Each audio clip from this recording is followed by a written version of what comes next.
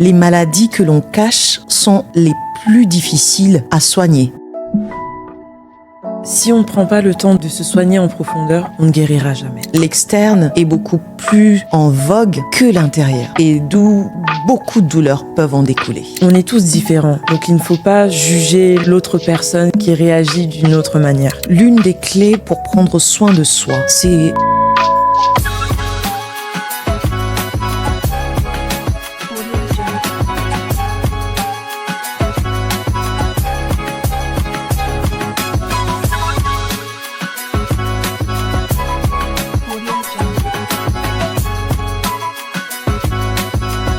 bienvenue à Soin de Cœur. Le chemin vers l'épanouissement personnel.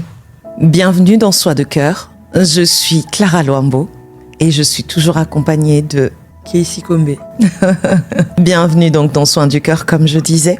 Aujourd'hui est un point crucial pour pouvoir aborder donc le point des soins. Comment prendre soin de soi. Il y a un proverbe chinois qui dit ceci: les maladies que l'on cache sont les plus difficiles à soigner. Je ne sais pas si vous êtes d'accord avec moi. Ce qui souligne l'importance de pouvoir soigner en profondeur. Nos cœurs, c'est comme si on devait prendre une loupe et regarder au plus profond. De nos jours, on soigne plus l'image. Vous le voyez, on est à l'image, on est bien présenté, maquillé. Je vous assure qu'on a pris quelques minutes pour le faire. Mais par contre, on ne prend pas assez soin de soi en interne. L'externe est beaucoup plus en vogue que l'intérieur, et d'où beaucoup de douleurs peuvent en découler. C'est très philosophique ce que tu dis et c'est réel. Si on ne prend pas le temps de se soigner en profondeur, comme on l'a insisté lors des épisodes précédents, on ne guérira jamais. Et cette plaie risque de s'infecter comme une plaie physique que l'on a lorsqu'on peut se blesser et contaminer même tout autour de nous. Oh. Et ça, on n'en prend pas compte. Lorsqu'on est malade, qu'on éternue, les postillons peuvent contaminer la personne qui est surtout les postillons. Ah oui. Et il y a une phrase qui est connue qu'on dit souvent que dis-moi qui tu fréquentes, je te dirai qui tu es. Moi, je le tournerais autrement en disant dis-moi ta blessure et je te dirai comment tu réagis. Très profond. Ce qui est tout à fait normal. Je dirais que chaque personne réagit différemment face à une situation. Je vais vous conter un petit témoignage. J'ai perdu un membre de ma famille en 2017 et elle était très proche de moi. Mais je dis très très proche de moi. Mais c'était mon ami ennemi en même temps. On pouvait s'entendre comme on pouvait se disputer en fracas. Elle n'avait que quelques années de plus que moi et pourtant, c'était donc ma tante. Et donc, je ne la prenais pas comme si c'était une tante. Pour moi, c'était une amie, une confidente, et avec qui je pouvais me disputer et me battre souvent. Et à cause d'une dispute, un jour, on ne s'est plus parlé pendant un petit temps. Et heureusement que avant sa mort, on va dire que un mois avant, elle m'a appelé pour arranger avec moi. L'initiative ne venait pas de moi, mais d'elle. Elle venait me dire au fait que pourquoi rester ainsi, faudrait qu'on puisse arranger les choses. Elle avait soigné la plaie que moi je ne voulais pas soigner. Elle avait soigné cette plaie en moi qui était béante à cause d'une situation. Des fois, j'ai même oublié la cause, je vous mentirai même pas. Parce qu'on oublie très souvent la cause, mais on garde la rage. Et un mois après, même moins d'un mois, elle a fait un arrêt cardiaque. Elle n'est pas morte d'une maladie ou d'un accident. Disons, un accident, c'est un accident aussi, mais quelque chose de brutal en tout cas. Et là, elle s'en était allée. Vous imaginez, vous, si je n'avais pas arrangé les plaies avec elle, quelle aurait été la situation par la suite? Pour moi, j'aurais eu une culpabilité à porter toute ma vie sans pour autant avoir un interlocuteur en face, elle, pour pouvoir arranger les choses. On réagit tous différemment face à une situation. Et elle avait eu cette possibilité de pouvoir, au fait, venir vers moi. Les réactions sont tellement diverses et des fois insolites, parce que je vous assure, j'en ris aujourd'hui, mais le jour où on m'avait annoncé sa mort, je sautillais comme une pile électrique sur place, tac, tac, tac, tac, tac, tac, tac, sans m'arrêter. Et j'ai dû avoir l'intervention d'une autre personne qui n'arrêtait pas de me regarder et qui m'a tenue par la main en me disant « Regarde-moi ». Et c'est de là que j'ai pris conscience que j'étais en train de sautiller, tellement saugrenu. Mais les réactions sont diverses par rapport à ce que l'on vit, qui nous percute ou non. Donc, les réactions, comme tu disais, chacun réagit différemment. Ah oui, effectivement. Il y en a qui choisissent de faire silence. Comme on dit, on répond aux imbéciles par le silence. Gardons quand même la politesse. Oui, restons polis. Restons un peu polis. Mais l'idée est là que de faire silence lorsque il y a une offense qui se fait. Il y en a d'autres qui optent pour la loi de Talion. Je pense que tu connais, toi qui as fait du droit. Oui. Je ne sais pas si vous connaissez, excuse-moi de t'interrompre, je ne sais pas si vous connaissez le code civil ou encore le code pénal.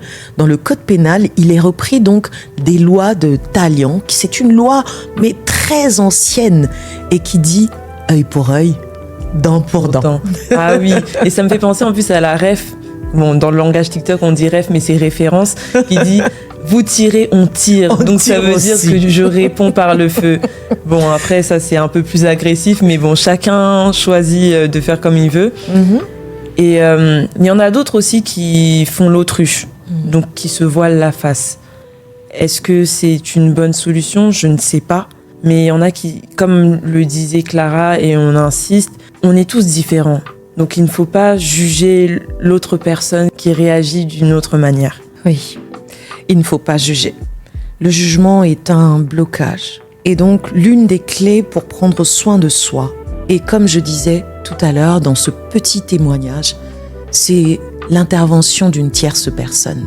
Lorsque je sautillais comme une pile, c'est une tierce personne qui est venue me tenir par la main et me dire juste « regarde-moi ». C'est la seule phrase que cette personne a dit. Et le fait d'avoir dit juste « regarde-moi », j'ai repris mes esprits. Et j'ai vu que comment j'étais en train de réagir était disproportionné. Pas disproportionné, mais était incontrôlé en tout cas. Et donc, l'intervention d'une autre personne pour pouvoir guérir nos plaies est plus que nécessaire, mais pas n'importe qui. Oui. Est-ce que toi, tu peux te confier en n'importe qui ? Absolument pas. Et aujourd'hui, on se confie en n'importe qui. Les réseaux sociaux, on expose nos vies et on confie nos vies entre les mains des personnes inconnues. Inconnues, oui. Et on vit pas dans un monde de bisounours. Pas du tout. Pas du tout. Et je pourrais dire aussi que l'intervention d'une tierce personne, cette personne doit être affermie. Une personne qui est solide pour pouvoir porter le poids de tes blessures avec. Si tu n'as pas une personne très aguerrie, tu risques ou soit de tuer la personne, ou soit de détruire la personne, ou de faire devenir cette personne nuisible. Ça, c'est sûr. Et cette personne peut venir à... Comme c'est un poids, en fait. Une blessure est un poids. Lorsqu'on vient se confier, c'est comme si on déposait un poids sur la personne. Si elle n'a pas les épaules, ça va l'écraser, comme l'a dit Clara. Mais ça va aussi t'écraser toi par la même occasion, parce que la blessure de trahison, je peux vous dire, moi qui ai été trahi plusieurs fois, ça fait mal. Ça fait vraiment très mal. Est-ce que ces personnes sont forcément mauvaises ? Je ne pense pas. Je ne pense pas non plus. Simplement, tout le monde n'a pas la capacité de porter. C'est pour ça qu'il y a par exemple des aides psychologiques qui sont établies par l'État pour nous aider. Et en plus, eux, ils sont tenus par le secret professionnel. Ainsi, la blessure de trahison, il n'y en aura plus. Il n'y en aura plus du tout. Comme l'a dit Clara, demandez de l'aide. Demandez de l'aide lorsque vous en avez l'occasion. Parce que si on ne parle pas, on se tue de l'intérieur. Je voudrais rebondir sur l'aide psychologique. Directement, on voit le médecin, on voit les médicaments, on voit une salle, on vous met un petit canapé, on vous dit « parlez de vous ». Non, plusieurs personnes peuvent faire office de psychologue. Un ami qui vous aime et qui sait porter votre poids. Un parent, un frère, une sœur. Ou encore, dans les milieux ecclésiastiques, un pasteur, un prêtre. Un imam aussi. Oh oui, un imam également. Une personne qui peut faire office. Voyez tout autour de vous, voyez la personne capable. C'est à vous de juger, de voir vraiment le côté psychologique n'est pas forcément donné que au corps médical. Mais un médecin sans titre, si je peux dire, comme des personnes qui vous aiment, peuvent également faire office. Oui. Il y a également les groupes d'entraide aussi, parce que je pense que la guérison en groupe, la thérapie de groupe est très bénéfique, parce que surtout qu'on est avec des personnes dont on a confiance, il sera beaucoup plus simple de se confier, et donc ça aussi c'est très efficace. Thérapie de groupe, je vais peut-être encore rebondir dessus, une fois de plus, je rebondis un petit peu trop. Vous savez, en famille, quelquefois on ne se rend pas compte, mais c'est un groupe. Et dans la famille, un frère peut te soutenir comme les parents. C'est aussi l'entraide en groupe, à ne pas négliger. Effectivement. Et il y a une chanson que j'écoutais lorsque j'étais plus jeune, Prends le large. Je sais pas, j'aimais bien cette chanson. En fait, c'est l'histoire d'une jeune femme qui avait plusieurs blessures et elle a voulu un jour ne plus y faire face et elle a pris la décision de partir en voyage sans savoir où elle allait. Donc elle y est allée avec des amis. Donc toi aussi, comme cette jeune femme, prends le temps de prendre soin de toi. Je sais pas, peut-être que tu n'as pas les moyens de partir en voyage comme cette jeune femme, mais fais des activités qui te plaisent. Je ne sais pas, peut-être que tu aimes la musique. Des sorties. Tu aimes sortir, je sais pas, tu aimes dessiner aussi, c'est une sorte de thérapie. Tu aimes écrire. Même faire du sport. Faire du sport également.